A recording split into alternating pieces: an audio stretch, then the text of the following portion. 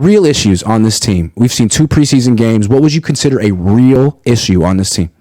Okay, so a real issue is they don't stop the fucking run. That's a real issue. Okay? That's and they're getting blown off the ball at like D tackle. You know what I mean? They don't have. I mean, who's the anchor inside? You signed, Javon Hargrave. Hargrave's an awesome pass rusher. Outside of Eric Armstead, every one of their defensive tackles is a 1-gap penetrator, rusher. They're not a 2-gap, stop the run, DJ Jones. You're not moving them out of the A-gap. Givens is a 1-gap penetrator. McGill, 1-gap penetrator. I love what I saw yesterday from Marlon Davidson, 1-gap penetrator. They don't stop the run. Now, they got great linebackers, and we haven't necessarily seen them all out there at the same time. But that, to me, is a major concern. Can the 49ers stop the run? If you can't stop the run, then it's like all you get is the run up the gut. So I don't think they ever replaced DJ Jones. They've been inside. Where was Kinlaw last night? I mean, they need Kinlaw to be an anchor against the run inside. He's the biggest, strongest 2-gapper they have. And I know it's a 1-gap, get up the field scheme, and I love Hargrave as a pass rusher. I know it's a passing league, but guess what? If you run for 4 yards on first down and you run for 5 yards on second down, they're going to run on third down. And then what good is Javon Hargrave if they're just running it down your throat all day? The Niners need badly to either develop Kinlaw into a run stopper or find somebody who can plug the run inside outside of Eric Armstead. It's Armstead and not a lot else inside against the run. That's a major real issue. And the thing with Hargraves, he's really not a run defender. And the way they kind of hid him in Philly on rundowns, they played a 5-man front. So it was harder to combination block him with 2. You understand? With like 2 blockers on a run play.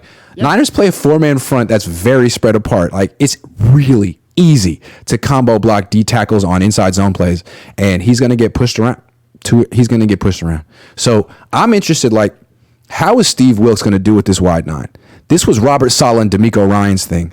They brought it in together 4 years ago. They did a great job of fitting the run, which not a lot of coaches do. Like, the wide 9 is a gimmick front that usually is very weak against the run because it's so spread out. D'Amico and Saleh did a great job fitting the run to it. Can Wilks? He's never coached this before. He has no background with the wide 9, and I think they hired him because he was open-minded to working with it, but this is new, and it's not easy. Well, and what does Wilks like to do? Wilks likes these guys who take on the defensive line that takes on the blockers, and then he likes to have his fast linebackers shoot gaps and pressure the quarterback that way. Well, the Niner front is get up the field and rush with 4 and get it done with your front 4. Well, there's a guy who's a free agent who played for Wilks last year in Carolina, Matt Ioannidis, who played with the Washington Commanders. And to me, I would go sign Ioannidis. He's from Temple. He's a tough ass. You can't run at him. They need some tough interior run guy that they can depend on, who's not going to spin out of the A gap, who's not going to get moved in the run game. They need some anchor point in the middle of their defense, and Ioannidis, I think, would really help. Great call. More real issues for me. Special teams. I mean, Ray's hurt. He'll come back eventually. He's a good player, but like Jake Moody, man. They got rid of Robbie Gould and brought in Jake Moody so they could save like $3 or $4 million. And they were talking like, hey, we understand it's a big step up and it's a lot of pressure, but we put him through the most pressurized workout ever. Like, no, there's no way you can simulate real NFL pressure in a pre-draft workout. But they thought they did. And now he can't even seem to hold up to the pressure of a preseason game. He's under a lot of scrutiny. He's not on the Arizona Cardinals. He's on the San Francisco 49ers. He's replacing a potential Hall of Fame kicker, and he's expected to be lights out right now. He's not. It's really concerning. To me, my message on this would be consistent. Be consistent. Yeah. If you're, why is Trey Lance not your 2 and Sam Darnold's likely your 2? Because Sam's more ready to play. He's the veteran. Then if you're so concerned about losing games, then why are you going with a super raw rookie with a strong leg? Why not go with a veteran? To to me, if you're going to sit Trey as number 3, then I think you got to have some interest in re-signing Robbie or going with Zane, or making sure that Jake's the right guy. And, here's the thing about this. I don't know how to do this because Jake makes all these kicks in practice. We're there. He makes them. He's not missing in practice. He's making the kicks in practice. But if he missed a PAT yesterday, and he missed 2 field goals the first game. And the game-winning field goal that he made, if it was 5 or 6 yards deeper, would have been a miss. So I'm very concerned. And Shanahan was asked about it. He's like, yeah, I'd like every kick to go high, straight down the middle. Okay, but you told us over here but it's not. You're going with Darnold and you're going with Purdy because you need an over Trey because you can't develop a young player because you don't have time for it because you're competing for a Super Bowl. But then kicker, one of the most vitally important, win-lose positions on the field, you're going to go with the super raw, high-end guy and think about the future there when you had Robbie Gould, who never missed a pressure kick in his life on the team, and now Zane Gonzalez is making 57-yarders in practice. I think the kicking thing is a major issue. I don't know about the return game. Jameson's drop yesterday, that muff was rare. He's got good hands. So does Bell. I'm a little worried about Mitch Shanknowski. I'm telling you, man. He had 2 bad shanks yesterday. I'm a little nervous about that. Last thing, also the depth in the trenches. Which backup D lineman do you trust? Which backup O lineman do you trust? I mean, if they have perfect health all year, they should be fine in the trenches. I mean, maybe, but the minute John Feliciano needs to play, the minute Kevin Givens needs to play, like, what is going on? I don't know about this depth on the trenches. Okay, so to me, one's a real issue, one's a fake issue. The O-line depth, I think, is kind of a fake issue because you can go an entire year sometimes with the same 5 or 6 O-linemen. I like Feliciano as an interior guy, but they don't have a backup tackle. Though I do like what I saw from Feliciano didn't look good last night. No, yikes! He got beat bad. Yeah, and he is slow, but I mean, they need a backup offensive tackle from some other organization. I don't know. It's not Matt Pryor. No, none of the guys. None of these guys can do it. Jalen Moore, no. Leroy Watson, no. Gutierrez, not this year. No. Pryor, Il Manning, no. Probably not a tackle. No. Il Manning played left tackle, by the way, yesterday. He's a hell of a player, but he's got 30. He probably should play center. He might be a damn good center, but that's a project. Prospect. But I mean, I'm not that concerned because Trent's Trent. I like Banks and Burford. Brendel was a Pro Bowl alternate. You do have a second center. I like McKivitz as a pass blocker. He's in the best shape of his life. He's ready to play more. I don't know if he's ready to be an every day, every week right tackle, but I think he's at a point in his career. He's ready to go. I'm not as concerned about the O-line because I like the starters. The D-line, on the other hand, you're not playing your starting D-line is not going to play the entire game. So Kerry Hyder to me looks old. Kinlaw is totally untrustworthy. Was Beal on the field last night? I didn't see it. Alex Barrett's been on the practice squad the last 2 years. T.Y. McGill is really trustworthy, but he's got to play in a rotation. Austin Bryant shows me very little. Kalia Davis has got a bad knee. Spencer Wage's more of a practice squad guy. Marlon Davidson is nice, but Speaks is not NFL. Hamilton and Lilly, those are camp bodies as far as I'm concerned. They badly need another defensive end. I would go sign Jason Pierre-Paul, Melvin Ingram, Carlos Dunlap, somebody like that. And I would be looking at the cut down at whoever Dallas cuts. Dallas has got 9 defensive ends that are all pretty good. They will bring in at least 2 more defensive linemen from outside before they pare this thing down to 53. That'll be my prediction because I don't see the guys there, and there's just not enough bodies. Drake, you're asking Drake to go from he didn't even play in the last 6 weeks of the season to now he's your starter opposite Nick Bosa. And is Bosa going to get signed today or tomorrow and get in here? Cleveland Farrell, I like a little bit, but not as an every down guy. I love what Beal flashes, Grant, but I don't see any consistency there. And Barrett, when Alex Barrett looks like one of your better defensive ends, and he's been firmly on the practice squad the last 2 years, you've lost depth, and you need depth there. So I'm very concerned. To me, this is a primary issue because these guys are all going to play snaps, a lot of them. All right, let me come back to the offensive line. Because you just expressed a lot of confidence and then moved right on to talk D-line for like 10 minutes. Can we come back to the offense? I admire your confidence.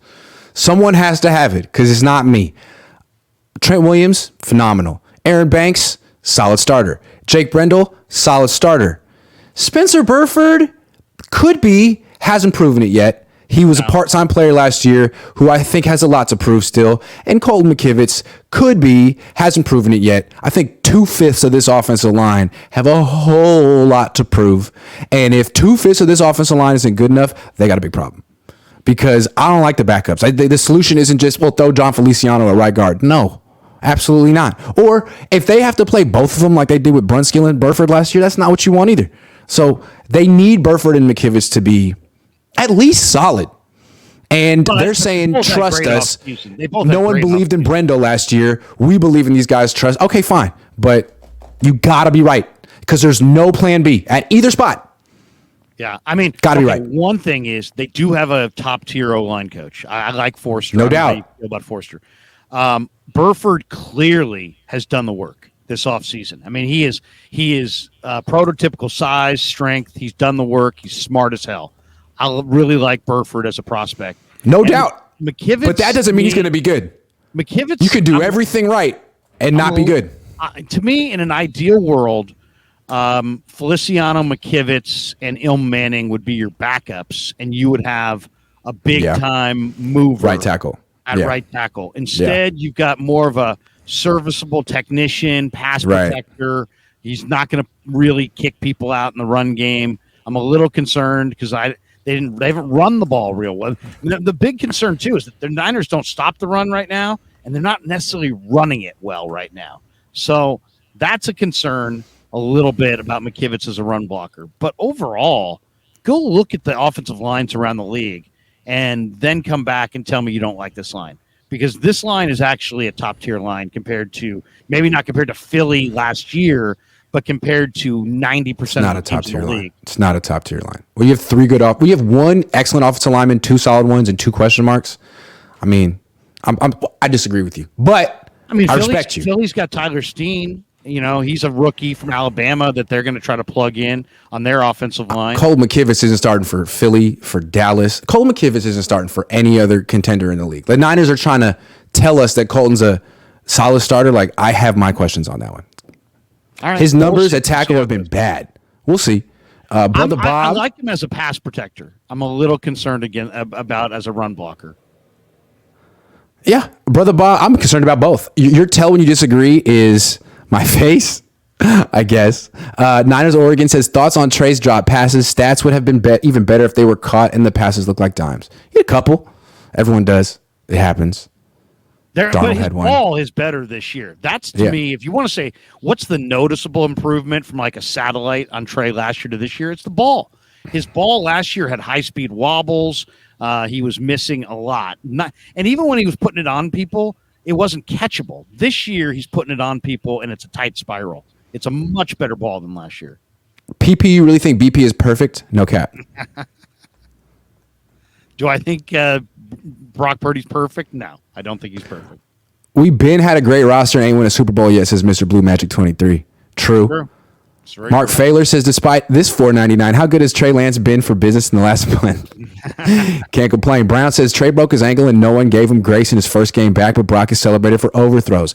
Which overthrows? Brock's tape is out and we all have eyes. All right, Brown, that was for you. District 13 says Quantrez Knight was good against the run on the outside stop and inside stop to help get the ball back to help us when I want him to start. Yeah, me too. Go Quantrez. Quantrez is better than the free agent they signed from Atlanta. That guy's getting cut. Isaiah Oliver. Quantrez would be a better nickelback than Isaiah Oliver, in my opinion. Yep. Shady Luke. Crew, you got some respect from me. I'm an Eagles fan. I've been trying to tell Niner fans that Hargrave is a pass rusher, not a pass rusher and run stopper. They called BS. Yup. The David Kane says around 10:37, 10:47 in the first quarter mark where Brock missed Dwelly and took the sack.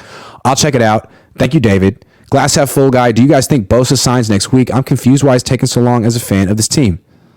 I don't know. I think it happens. I'm not making any predictions. I predicted it would happen today, a month ago. So okay. I don't think it'll happen today. I think it'll happen tomorrow. I'm saying tomorrow morning. Bosa sign. If it ain't tomorrow morning, I'm nervous. Well, I don't care. Now, Mike Drops with Mazda says, read an article. Andy Reid said he always talks to the Niners. I still believe he had a hand in Lance and Jeff C. If Lance is QB3, I hope he demands a trade. The positional malpractice is pathetic.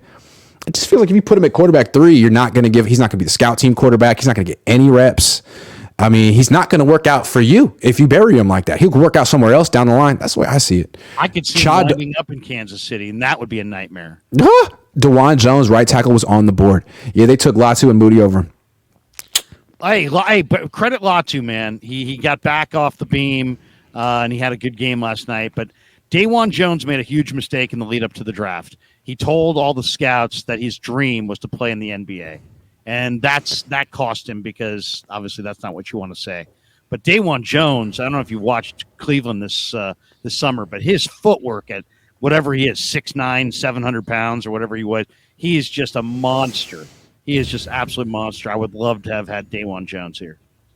Yep, would have been nice. The coach says if our trenches lack depth throughout the year, no one is going to give a damn about a kicker or blocking tight end. Not addressing it in the draft won't age well. Larry, stop. We do not have a top-tier line. Shout out, coach.